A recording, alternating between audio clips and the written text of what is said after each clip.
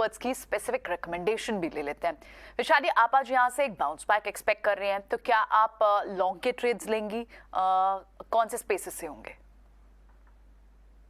के क्लोजिंग के अनुसार जो चार्ट्स बने हैं, one of them is Usha Martin. So Usha Martin I would say accumulate with support of 140 and stop loss 135. और ये ट्रेंड में ये स्टॉक में काफी वॉल्यूम भी पिकअप हो रहा है. सो आई थिंक ये पोजिशनल ट्रेड बन सकता है for a good target of यहाँ से 155 to 160. और दूसरा स्टॉक है सेल रहेगा, वो है Tata Motors. It is a sell on rise because the trend is really got weak and मेरा प्रोजेक्टेड टारगेट आ रहा है 370. सो 390 के आसपास मैं सेल रेकमेंड करूंगी बिकॉज आज हम उम्मीद रखते हैं कि मार्केट में थोड़ा बाउंस आ सकता है. So 390 would be an appropriate level to go short with a stop loss of 400 और टारगेट रहेगा 370. मिड कैप में और एक स्टॉक है जो है EKC. EKC फिलहाल काफी करेक्ट हो चुका है and it is bouncing back from its oversold. और लास्ट 2-3 डेज में हमने देखा तो वॉल्यूम भी पिकअप हो रहा है. तो रिस्क रिवॉर्ड रेशियो के अनुसार भी मुझे ये स्टॉक सही लग रहा है. 93 के स्टॉप लॉस के साथ 120 का टारगेट. 3 शेयर्स, एक बिकवाली की राय और एवरेस्ट कांटो और साथ ही उषा मार्टिन, ये 2 स्टॉक्स हैं जहां पर खरीदारी के मौके बन सकते हैं.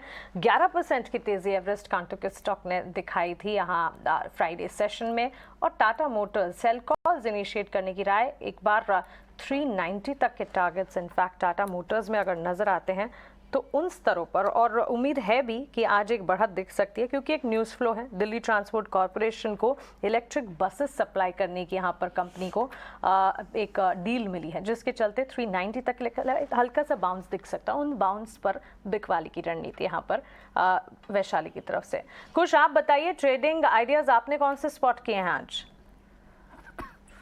जी हाँ, देखिए मेरे 2 पिक्स हैं और दोनों ही बाय साइड हैं. एक तो हम मार्केट में थोड़ा सा बाउंस एक्सपेक्ट कर रहे हैं, लेकिन ये जो शार्प फॉल्स आते हैं, these should be taken as opportunities to add good stocks to your portfolio which are trading at a discount now. ऐसे ही पहला एक स्टॉक है टाइटन. हालांकि इस स्टॉक में एक फॉल आया था बट फ्राइडे को इसने एक पॉजिटिव क्लोजिंग दी है, even though it's rather flat but with a mild positive bias, which itself is a big thing considering the kind of fall we have seen in the market. Stock अपने 200 day moving average के ऊपर trade कर रहा है अभी, which is also a very good sign. तो मेरे लिहाज से यहाँ पे 25 के पहले टारगेट और 2550 के दूसरे टारगेट के लिए बाय कर सकते हैं. 2450 ये मेरा स्टॉप लॉस रहेगा. यहाँ पे अगर मैं SBI की बात करूं तो again banking sector will see a bit of rebound. अगर मान लीजिए थोड़ा बहुत सेलिंग आता भी है तो that should also be taken as an opportunity to accumulate further. 570 to 568 के जो जोन्स हैं ये इसका अच्छा खासा सपोर्ट है, तो यही मेरा स्टॉप लॉस रहेगा. और 590 के टारगेट के लिए SBI मेरे लिए यहाँ से बाय बन जाता है. ओके ठीक है, एक तो टाइटन है, दूसरा SBI है. देखिए बैंकिंग स्टॉक्स आपको वापस से कहीं ना कहीं मूड में आते हुए दिख सकते हैं. वो इस वजह से क्योंकि इन पे भरोसा भी काफ़ी है और ट्रेडर्स काफ़ी इन्वेस्टेड भी थे इसके अंदर. तो इसलिए जब भी कोई पुल बैक का आपको सिग्नल दिखेगा ना एक बैंक आएगा ज़रूर, चाहे वो प्राइवेट आए चाहे सरकारी वापस आए. SBI आप ध्यान रखिएगा. भाव मैंने चेक कर लिया संतोष, वो है 247 रुपये का क्लोजिंग है. और हालांकि वो वैसे तो वीक है लेकिन ऑर्डर का बस था, जैसे मैं बता रहा था 178 करोड़ का ऑर्डर है इसको. एक बार आप इसको चेक कर लीजिए, ये हमने चार्ट आपकी स्क्रीन पे भी रख दिया. ये दोनों एवरेजेस का ब्रेकडाउन है. और दूसरा अपनी आप ट्रेडिंग कॉल्स भी बता दीजिएगा बैक टू बैक. यस, पहले दीप इंडस्ट्री की बात करें तो यस थोड़ा सा वीकनेस देखने को मिला लेकिन अपने इंपॉर्टेंट सपोर्ट लेवल के आसपास है.